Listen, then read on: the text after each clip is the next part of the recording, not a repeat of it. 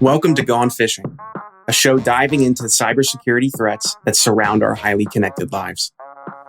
Every human is different. Every person has unique vulnerabilities that expose them to potentially successful social engineering. On this show, we'll discuss human vulnerability and how it relates to unique individuals.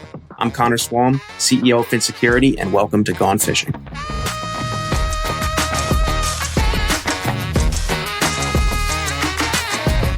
Hey everyone, welcome back to another episode of Gone Phishing. I'm your host, Connor, CEO at Fin, and I am joined once again by Alexandria Boyd, Director of Sales at OIT Voight. Alex, how are you doing? Doing well. Thanks for having me back, Connor. Anytime. Folks, if you haven't listened to or watched the previous episode, we talked all about what's creating a trust-filled environment and having healthy relationships with your direct reports that's filled with honesty and openness. And how that could actually benefit you. And today, we are talking about, not only Alex's experience as a leader and a director of sales as a woman in the MSP world, but also some data behind it. Why you should hire more women is a statement Alex made directly to me in the green room. Although the green room's not green, so I don't know why we call it green room anymore. But Alex, I'll let you take it away. What's your experience been so far? Absolutely. So I feel like I have been successful in the sales space. A lot to do because just being passionate about helping the client. First off, I think that women are generally more just like caring, nurturing, and looking at the big picture for the actual outcome versus, I've got to sell this thing because I've got to hit this quota and it's a target that, I've set. So I've got to get there. So I think that there are definitely some key points that make women naturally more inclined to be better at sales. But I do have some data for you today, Connor. So I'm going to tell you why I'm right. So this conversation was actually started up. I got to give credit where credit's due. So Megan Killian with MKC Agency, she did a LinkedIn post where she was like, "Oh my goodness, look at these stats," and she tagged me in it because she knew I was going to love it. So the top 3 stats I would say that really pulled my attention into this topic was that women only hold 28% of sales roles and 20% and 26% of sales management roles. So that's a low percentage, but our close rates come in at 54% higher compared to men's at 49. And we hit quota on average 86% of the time, while men only hit it 78% of the time. And I'll send links to all the articles where I pulled these stats from too, so we can share them after the fact. But I was just like, wow, it's not, a huge jump from one to the other. So we can argue that topic, but women are leading in the sales roles. And so I thought it would be a fun topic to go over. So I think some things that have made me personally successful are, one, obviously just being passionate about what you're selling and what you're standing behind. So I think for me that came easily because I was really selective when I was kind of going in and looking for a new position. And when I came into OIT, there was a lot of great qualities that we have. I'm not going to get into that because I'm not trying to pitch you OIT here, but I was able to naturally be passionate behind it. And also just being 100% transparent about, what we can and can't do as a company. So I also think that I think being a woman, you're naturally a little bit more inclined just to say, hey, this is what we can do. This is what we can do. I think men are also geared towards, maybe being a little bit more elusive and just trying to close that sale sometimes. Also, what has helped me be successful, I believe, is just being mindfully persistent with the outreach and the follow-up. So, we don't want to overwhelm or come off too pushy and, but we still want to, continue the outreach so they don't forget about us. And we also want to make sure that we, set the expectations. And I think that women are naturally a little bit, just more organized, better at notes, all the admin stuff, because coming into the workspace, that's what we did. That's, as women, that's, where we came in. So we're just naturally inclined to, make sure that we take appropriate notes so that we can speak educated on that next follow up. We're setting those expectations, probably making sure we say, hey, look, I'm going to follow up with you at this date. Is that okay? They say yes. Then we send the follow up date. So we're just, you know, asking for permission, setting the expectation so that they know to get there. And I think that those are all steps that sometimes can just get overlooked by men that are naturally just trying to push along to the next and maybe don't have quite as much patience. You can go back to the whole nature versus nurture and what naturally women are more inclined to do. And I think that that has a lot to do with it as well, because we're naturally just more nurturing, which is a big part of the sales process, right? Naturally nurturing leads to nurturing the sales funnel. You see how that works? Exactly. Yes. That makes a ton of sense. I listen to a lot of sales related podcasts and people who I consider like sales experts in the SaaS space. They built and invested in or sold several companies. And their statement about sales is it's like the skill of sales is really just, are you an expert in everything to do with your product? And honestly, a lot of things to do with other people's products as well. It's like, if a prospect arrives at your doorstep and says, I have these 4 problems, how can you solve them? And you instantly don't know how or why you solve those 4 problems the best. Because getting to a no fast is just as valuable as getting to a yes. You're not wasting your time. You're not wasting their time. They feel valued. Absolutely.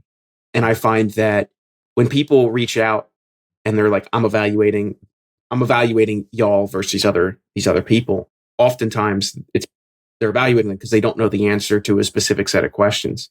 And even if the answer to those questions is no, it's like, no, we can't help you with that. So just giving them clarity is sometimes enough to get them to work with you all. They're like, I really like this. Turns out I didn't really need that stuff anyway.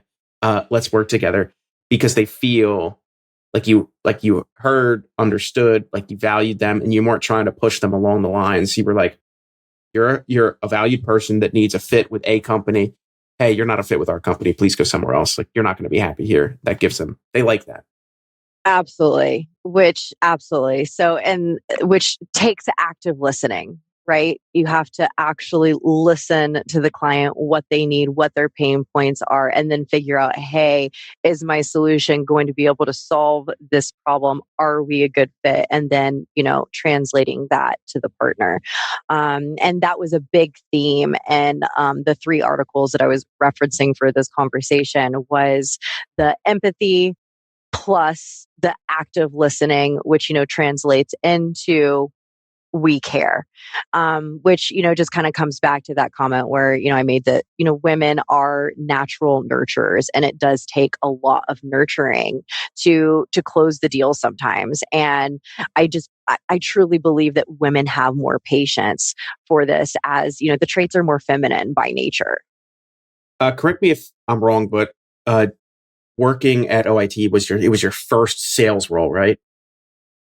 No, not my first sales role. I actually have been in sales for, it was like over 10 years now. I was in the world of supplements, vitamins and supplements before. So I went from white labeling placebo pills, I joke and I like to call them because I feel like that's what that industry is, to software. So that's why it was a really easy reason for me to be passionate about what I was selling coming into OIT, because before I wasn't really passionate about selling these sugar pills. And when I came into the space, I was like, okay, this is a product that is actually going to help people. It's not just, something that we're slapping a label on that's saying, oh, this may or may not do these things, which is totally how I felt about my previous industry. No, that makes sense. Yeah. So the passion was easy coming into IT. But no, I've been in the world of sales for many.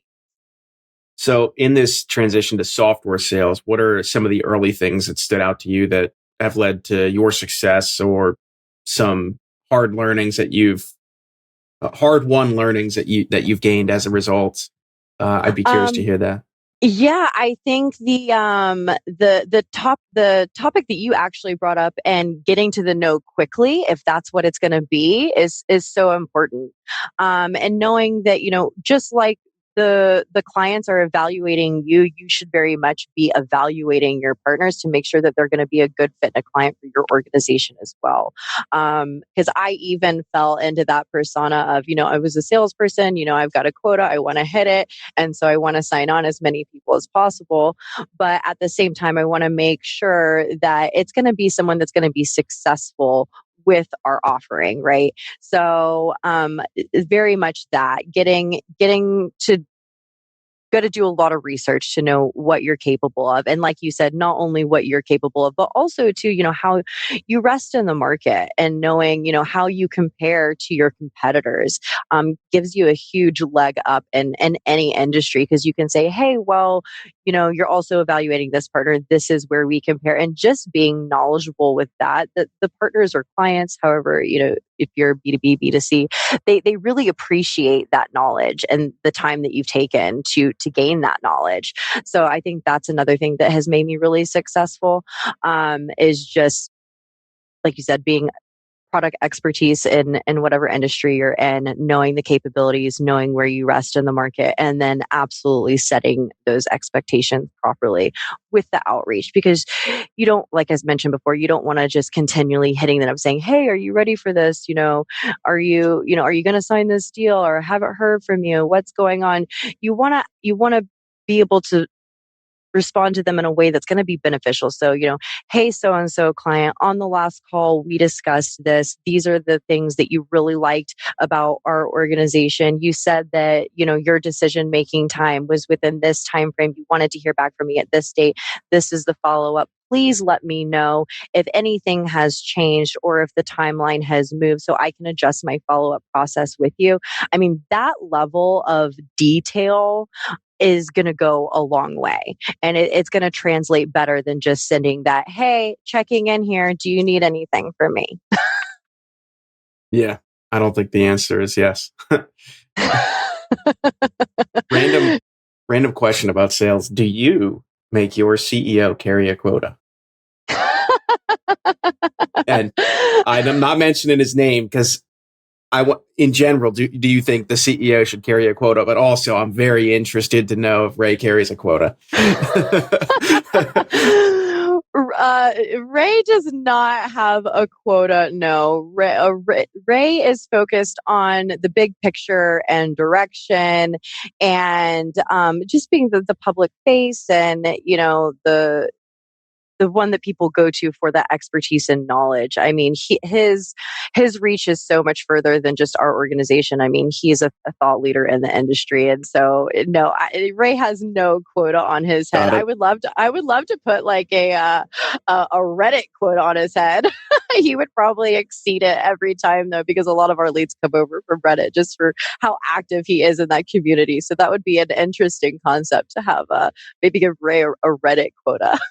You should give him like automatically assign him to 3 or 4 demos a month or something like that, or conversation, and just see what happens. Like people really value, especially for a company the size of OIT. It's like, oh, I'm getting special attention from the founder. Oh my goodness, it's like weird, but Absolutely. And I will say that was one of the things that gave me a lot of confidence coming in, was how hands-on Ray was as a CEO, because I've never worked for an organization before where I've had that level of access to my CEO to really kind of help mentor and guide me as well. And if I ever was on a call where, a prospect maybe just wanted to meet the CEO just to say, hey, look, I'm about to sign, a contract with you guys. I'm going to be in a partnership. I want to meet the CEO before I sign this deal. And Ray was always so willing to jump on a call and do that. So I do think that is very important, and it just shows, the level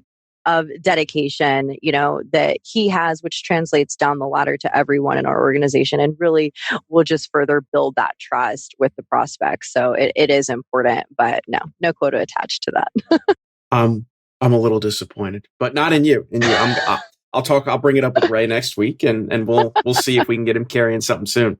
How can we support more women in sales roles moving forward?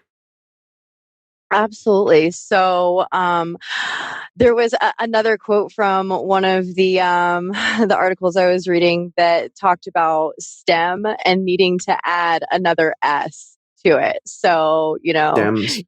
STEMs, yeah. So science, technology, engineering, mathematics, and sales. Yeah, I think just keeping an open mind. Obviously, when you're going through interviews, you guys should be unbiased, but maybe just any type of new sales role, if you guys have any, openings coming up, just looking into, maybe some colleges or I think Handshake is a great account where you can recruit from colleges or even do interns from colleges.